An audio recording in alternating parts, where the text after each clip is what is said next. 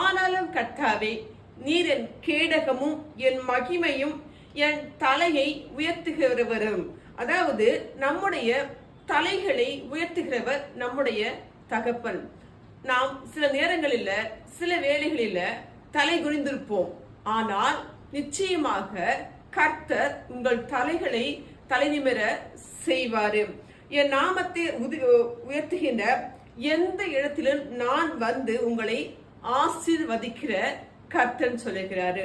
நாம் எப்போதுமே இயேசுவை எல்லா நேரத்திலும் எல்லா இடத்திலும் அவரை உயர்த்தும் போது நிச்சயமாக நீங்க எங்கே தலை குனிந்தீர்களோ அங்கே கர்த்தர் நிச்சயமாக உங்கள் தலைகளை நிமிர பண்ணுவார்.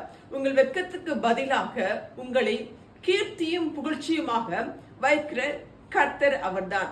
அதே மாதிரி யோவான்ல சொல்லப்படுகிறது, இதிலும் பெரிதானவர்களை காண்பீர்கள். நம்முடைய வாழ்க்கையில நாம் இப்ப இருக்கிற நிலைமையை காட்டிலும் கர்த்தர் நமக்கு ஒரு பெரிதான காரியங்களை செய்வார். நாம் அவருக்கு முன்பதாக ஜெபிக்கும் போது கர்த்தர் நிச்சயமாக நம்முடைய தலையை உயர்த்துவார் என்பதே ஆமேன்.